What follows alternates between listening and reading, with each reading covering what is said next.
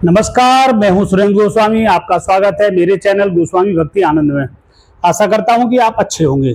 Video को अंत तक जरूर देखें।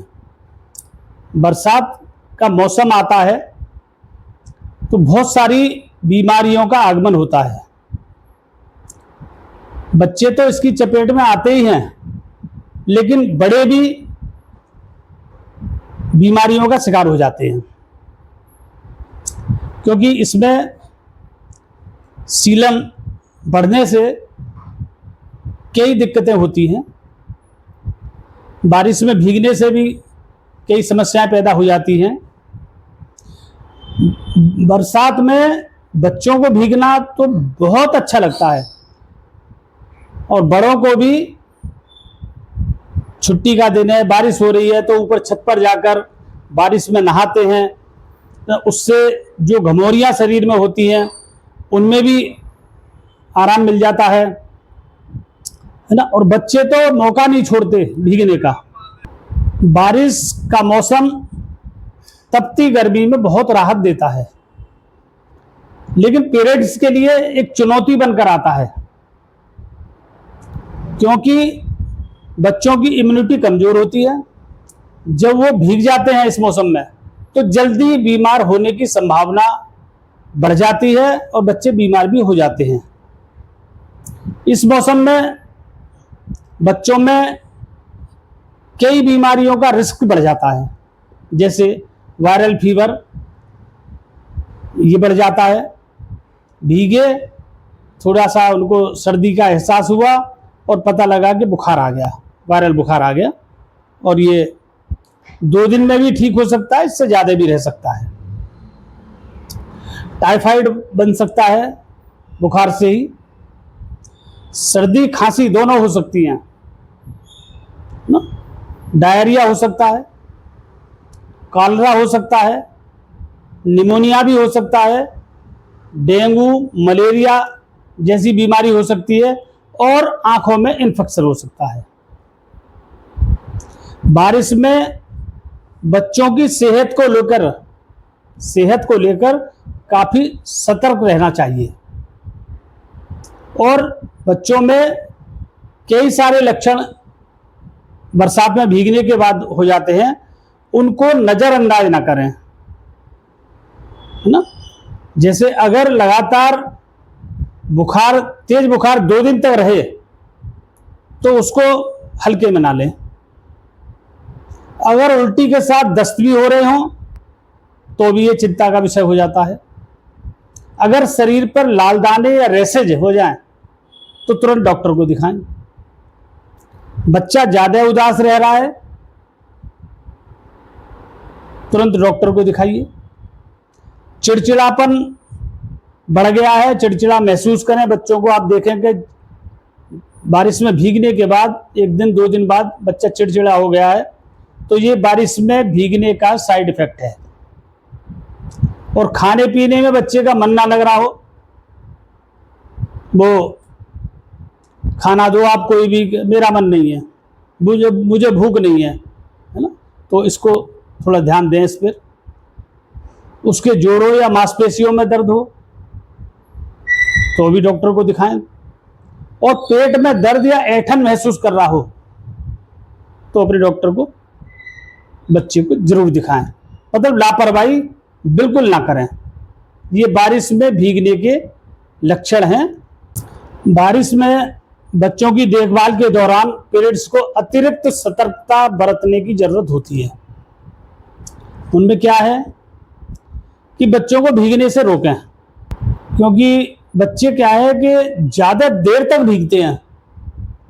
अगर बच्चा भीग भी रहा तो थोड़ी बहुत देर अपने सामने तो चल हटाओ फटाफट, लेकिन बच्चे क्या है, उनको आनंद आता रहता है, वो देर तक भीगते रहते हैं, जिससे बीमार होने की संभावनाएं बहुत ज्यादा बढ़ जाती है।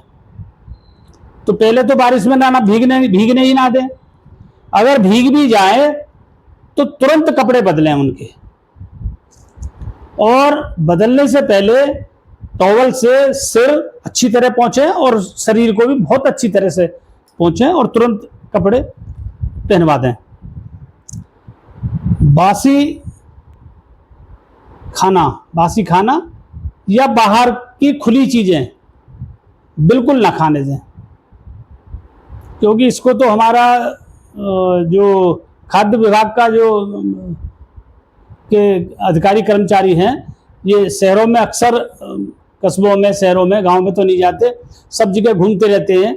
कटे फल ना बिक रहे हों, सड़े फल, गले फल, है ना, जैसे ज़्यादा पक जाता है तो गला सा हो जाता है, ऐसे फल तो वो रोकथाम करते हैं, फेंकवा भी देते हैं इन फलों को।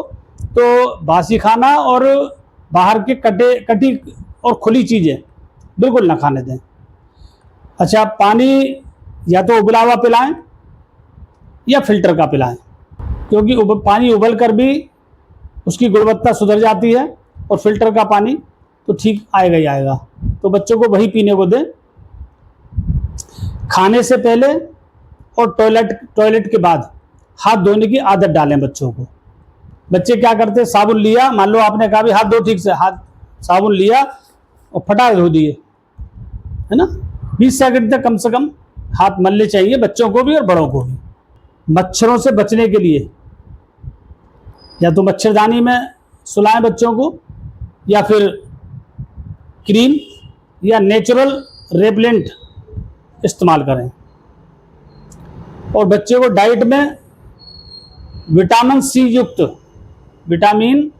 सी युक्त फल सब्जियां खाने को दें। फास्ट फूड और जंक फूड बिल्कुल ना खाने दें। आजकल बच्चे खाना खाते ही नहीं है, उनको फास्ट फूड चाहिए और जंक फूड चाहिए बस। वो एक मोमोज नाम की बीमारी आई है, वो बीमारी ही है। बड़े भी खाते हैं उसको, बच्चे तो बहुत चाव से खाते हैं उसको, तो बिल्कुल खाने को ना दें बच्चों को।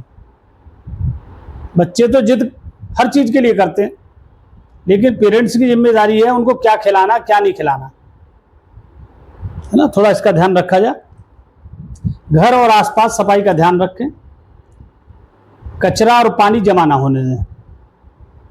कूलर में अगर पानी है तो या तो पानी रोज बदलिए या कूलर को सूखा कर दीजिए, मतलब उसका पानी खाली कर दीजिए और कपड़े से पोंछ दीजिए। घर में पुराने टायर हों, उनमें पानी बारिश छत पर रखे हों, उनमें मच्छर पलते हैं। नाली में गंदगी ना हो, उसमें मच्छर पनपते हैं। बहुत ज़्यादा अंधेरे में मच्छर रहते हैं, तो मच्छरों से बड़ों को भी बचना है और बच्चों को भी बचना है। और बच्चों को गुनगुना सूप पिलाएं, दलिया दें उनको खाने को। तुलसी, अदरक और हल्दी वाले ड्रिंक्स बच्चों को दें। ड्राई फ्रूट और नट्स बच्चों को खाने को दें। गुनगुना दूध हल्दी या शहद के साथ बच्चों को पिलाएं। बच्चे हल्दी के साथ तो बिल्कुल तैयार नहीं होंगे पीने के, लेकिन उनको पिलाना है, कैसे भी पिलाना है। और फुल स्लीव के कपड़े पहनाएं, फुल बाजू के, ना, क्योंकि बच्चे बाहर भी जाते हैं, स्कूल जा रहे हैं, है ना। वो मच्छर स्कूल में भी काट सकता है, कहीं बस में जा रहे हैं, बस में भी कहीं से मच्छर आ सकता है ना, क्योंकि सीट के नीचे कहीं बैठे रहते हैं। तो फुल स्लीव के कपड़े पहनाओगे तो काफ़ी बचत रहेगी। और सूती कपड़े पहनाएं, बहुत ज़्यादा टाइट ना हो। जूते भी बिल्कुल आरामदायक पहनाएं, ऐसा ना टाइट हो तो फंगस का डर रहेगा। तो बच्चा और छोटे पौधे, इनको विशेष देखभाल की ज़रूरत पड़ती है। और फिर जब वो पौधा भी थोड़ा मजबूत स्थिति में आ जाता है, तना उसका मोटा हो जाता है, बच्चे भी थोड़े बड़े हो जाते हैं, तो फिर वो इतना खतरा नहीं रहता है। बच्चे घर की रौनक हैं, खिलौने हैं। घर की अगली पीढ़ी बच्चों के माध्यम से आती है। बच्चों से ही घर हरा भरा रहता है। तो इन सब चीज़ों को अगर ध्यान रखेंगे तो बच्चे स्वस्थ रहेंगे और मस्त भी रहेंगे। जानकारी अच्छी लगी हो तो लाइक करें, कमेंट करें, शेयर करें और मेरे चैनल गोस्वामी भक्ति आनंद को सब्सक्राइब जरूर करें। मिलते हैं अगली वीडियो में नई जानकारी के साथ। आपका दिन शुभ हो। बहुत बहुत धन्यवाद। नमस्कार।